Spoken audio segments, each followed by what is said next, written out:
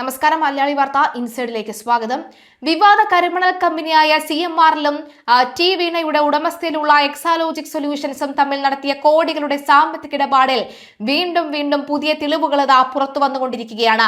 ഈ ഒരു സംഭവത്തിൽ ക്ലാസിക് ട്വിസ്റ്റ് നടന്നിട്ടുണ്ട്. അതായത് കയ്യിൽ നിന്ന് പണം മുടക്കുന്നു, വീണ്ടും ആ പണം കറങ്ങി തിരിഞ്ഞ് മുടക്കിയ ആളുടെ കയ്യിൽ തന്നെ കീശയിൽ തന്നെ വരുന്ന ഒരു സ്മാർട്ട് പ്ലേ. ആ സ്മാർട്ട് പ്ലേ പൊളിച്ചടുക്കിയിരിക്കുകയാണ് ED ഇവിടെ ചെയ്തിരിക്കുന്നത്. എന്തായാലും അന്വേഷണം ഇപ്പോൾ മുൻ മുഖ്യമന്ത്രി പിണറായി വിജയനിലേക്ക് എത്തുന്ന സൂചനയുണ്ട്. ആ ഒരു ഭയം മുൻ മുഖ്യമന്ത്രിയായ പിണറായി വിജയനുമുണ്ട്. തന്നിലേക്കാണ് ഈ ഒരു കേസ് അന്വേഷണം വഴിതിരിച്ചു വിടാൻ പലരും ധൃതി കാണിക്കുന്നത് എന്നാണ് കഴിഞ്ഞ ദിവസത്തെ വാർത്താ സമ്മേളനത്തിൽ അദ്ദേഹം പറഞ്ഞത്. അദ്ദേഹത്തിന്റെ ഭാവവും മട്ടും മാതിരിയും ഒക്കെ ഒന്ന് മാറിയ ഒരു സാഹചര്യം ഉണ്ടാകുന്നു എന്ന് വ്യക്തമാകുന്നു. എന്തായാലും കേസിന്റെ നിർണായക ഘട്ടത്തിൽ എൻഫോഴ്സ്മെന്റ് ഡയറക്ടറേറ്റ് പുറത്തുവിട്ട സ്വത്ത് കണ്ടുകെട്ടൽ റിപ്പോർട്ടിലെ വിവരങ്ങളാണ് ഈ സാധ്യത വിരൽ ചൂണ്ടുന്നത്. പിണറായി വിജയനെ ചോദ്യം ചെയ്യലിനായി ഉടൻ സമൻസ് നൽകാനാണ് EDയുടെ നീക്കം. നേരത്തെ ലാവ്ലിൻ അഴിമതിയിൽ പിണറായി പ്രതിസ്ഥാനത്തുണ്ടായിരുന്നു. പക്ഷേ കോടതി കുറ്റവിമുക്തൻ നൽകി. ഇതിലെ അപ്പീല് ഇപ്പോഴും സുപ്രീം കോടതിയിലാണ്. ഇതിനിടെയാണ് മറ്റൊരു കേസ് കൂടി വരുന്നത്. പിണറായി വിജയൻ മുഖ്യമന്ത്രിയായിരുന്ന കാലയളവിലാണ് വിവാദപരമായ തുക കൈമാറ്റം നടന്നതെന്നും CMRL managing director SN Sasidharan Kartha നൽകിയ മൊഴിയുമാണ് കേസിൽ നിർണായകമായിരിക്കുന്നത്.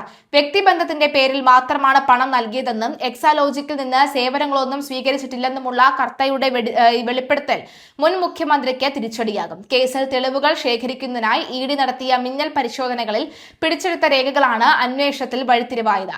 മേയിൽ വീണയുടെ വസതിയിൽ നടത്തിയ റെയ്ഡിൽ കണ്ടെടുത്ത ഐഫോൺ, ചുവന്ന പുറംചട്ടയുള്ള ഡയറിയിലെ 1 മുതൽ 9 വരെയുള്ള പേജുകൾ, പ്രത്യേക വിവരങ്ങൾ കുറിച്ച പേപ്പർ ഷീറ്റ് എന്നിവ നിർണായക തെളിവുകളാണെന്ന് ED വ്യക്തമാക്കി കഴിഞ്ഞു. എന്തായാലും EDയുടെ ഈ വ്യക്തതയിലാണ് കൂടുതൽ കുരുക്ക് മുറുകും എന്ന കാര്യം വ്യക്തമാകുന്നത്.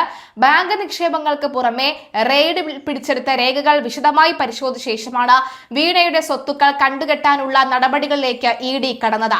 ഇത് സംബന്ധിച്ച റിപ്പോർട്ട് ED ജോയിന്റ് ഡയറക്ടർക്ക് സമർപ്പിച്ചു.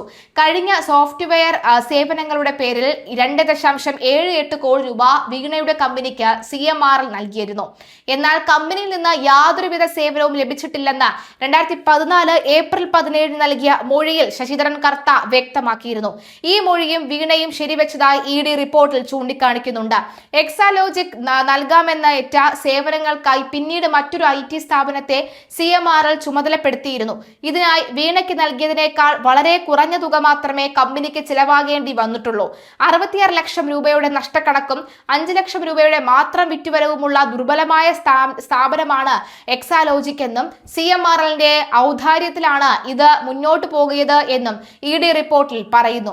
CMRL എക്സാലോജിക് ഇടപാടിൽ വീണ ടി ഉൾപ്പെടെയുള്ളവരുടെ മരവിപ്പിച്ച സ്വത്തുക്കൾ സംബന്ധിച്ച വിവരങ്ങൾ അഡ്ജുഡിക്കേറ്റഡ് കമ്മിറ്റി ED കൈമാറി. ഈ സ്വത്തുക്കൾ ഈ ആഴ്ച കണ്ടുകെട്ടിയേക്കും. കേസിൽ CMRL കള്ളപ്പണം വെളുപ്പിക്കലിന് കൂടുതൽ തെളിവുകൾ ലഭിച്ചെന്ന് ED റിപ്പോർട്ടിൽ അവകാശപ്പെടുന്നുണ്ട്. ചരക്ക് നീക്കത്തിന്റെ ചെലവെന്ന പേരിൽ ട്രാൻസ്പോർട്ടുമാരുടെ അക്കൗണ്ടിലേക്ക് പണം കൈമാറുകയും പിന്നാലെ അക്കൗണ്ടിൽ നിന്ന് പണം പിൻവലിച്ച് CMRL ഉന്നത ഉദ്യോഗസ്ഥർക്ക് തിരികെ നൽകുകയും ചെയ്തു. ഇതിന് ട്രാൻസ്പോർട്ടർമാർക്ക് 7% കമ്മീഷൻ ലഭിക്കും. ട്രാൻസ്പോർട്ടർമാരുടെ ചോദ്യം ചെയ്യലിലാണ് പ്രധാനപ്പെട്ട വിവരങ്ങൾ ലഭിച്ചതെന്നാണ് റിപ്പോർട്ടിൽ പറയുന്നത്. വീണ ടി 45 ലക്ഷത്തോളം രൂപ ഇൻവോയ്സ് ഇല്ലാതെ കൈപ്പറ്റി എന്ന വിവരം ഇന്നലെയാണ് പുറത്ത് വന്നിരുന്നത്. 2017 ജനുവരി മുതൽ ഒക്ടോബർ വരെയുള്ള കാലയളവിലാണ് പണം ലഭിച്ചതെന്നും ED പറയുന്നു. വീണ പണം കൈപ്പറ്റിയത് IT മാർക്കറ്റിംഗ് കൺസൾട്ടന്റ് എന്ന പേരിലായിരുന്നുവെന്നും എക്സാലോജിക്കിന് മാസം 3 ലക്ഷം ലഭിച്ചെന്നും റിപ്പോർട്ടിൽ പറയുന്നു.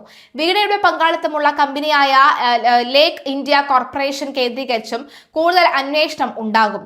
മാത്രവുമല്ല CMR നഷ്ടത്തിലായിരുന്നിട്ടും പൊതു ഓഹരി ഉടമകൾക്ക് ലാഭവിഹിതം നൽകാതിരുന്ന സാഹചര്യത്തിൽ പോലും SN ശശിധരൻ കർത്ത, ശരൺ S കർത്ത, അനിൽ ആനന്ദ് പണിക്കർ എന്നിവർക്ക് അമിത പ്രതിഫലം നൽകിയതായും കണ്ടെത്തി. കരിമണൽ കമ്പനിയായ ഈ CMRലുമായി ബന്ധപ്പെട്ട ശശിധരൻ കർത്ത മൊത്തം 182 കോടി രൂപയുടെ ക്രമക്കേടുകൾ നടത്തിയതായാണ് EDയുടെ കണ്ടെത്തൽ.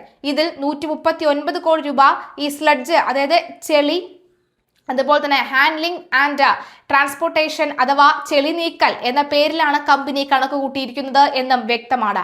യഥാർത്ഥ സേവനങ്ങളോ അനുബന്ധ ബില്ലുകളോ ഇല്ലാതെ കമ്പനി സ്വയം തയ്യാറാക്കിയ വൗച്ചറുകൾ ഉപയോഗിച്ചാണ് ഈ തുക ചെലവഴിച്ചതായി വ്യാജ കണക്കുകൾ കാണിച്ചിരിക്കുന്നത്. ഈ കണക്കുകൾ ഉൾപ്പെടുത്തിയ റിപ്പോർട്ടിലാണ് പിണറായി വിജയനെയും മകൾ വീണയെയും കുറിവെച്ചുള്ള പരാമർശങ്ങൾ ഉള്ളത്. അന്വേഷണത്തിന്റെ ഭാഗമായി എക്സാലോജിക്കിന്റെ അക്കൗണ്ടുകളിലായിരുന്നു 27,585 രൂപ ഈ ലാക്കർ ഇന്ത്യ കോർപ്പറേഷന്റെ 15.57 ലക്ഷം രൂപ, വീണയുടെ വ്യക്തിഗത അക്കൗണ്ടുകളിലെ 1.37 ലക്ഷം രൂപ എന്നിവ ഇഡി മരവിപ്പിച്ചു. മാത്രവുമല്ല, ഈ തട്ടിപ്പിന്റെ CMRL വേർഷൻ കൂടി ഇപ്പോൾ ഇഡി പുറത്തുവിട്ടിട്ടുണ്ട്. ചരക്ക് നീക്കത്തിന്റെ ചെലവെന്ന പേരിലാണ് പണം മാറ്റം വന്നിരിക്കുന്നത്. എന്നിട്ട് അതേ പണം മാറ്റി മുടക്കിയ ആളുടെ കയ്യിൽ തന്നെ വരുന്നു എന്നുള്ളതാണ്.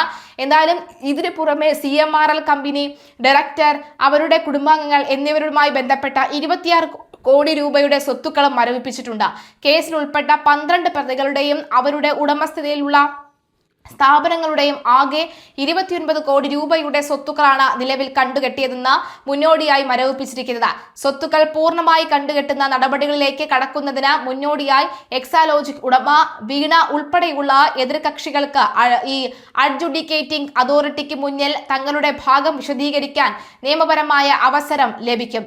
എന്നാൽ സാമ്പത്തിക ഇടപാടുകൾ നടന്ന സമയത്ത് സംസ്ഥാന ഭരണം നയിച്ചിരുന്നത് പിണറായി വിജയനായതിനാലും പണം കൈപ്പറ്റിയതിലെ വ്യക്തിബന്ധം തുറന്നു പറഞ്ഞതിനാലും കേസിൽ അന്വേഷണം മുൻ മുഖ്യമന്ത്രിയിലേക്ക് നീളുന്നത് രാഷ്ട്രീയമായി വൻ കൊടുങ്കാറ്റായി വഴിതിരിച്ചുവിടുമെന്ന കാര്യത്തിൽ യാതൊരു സംശയവുമില്ല. കഴിഞ്ഞ ദിവസത്തെ പിണറായി വിജയന്റെ പ്രതികരണവും ഇന്നത്തെ മന്ത്രിയുടെ പ്രതികരണവും നമുക്കൊന്ന് കേൾക്കാം.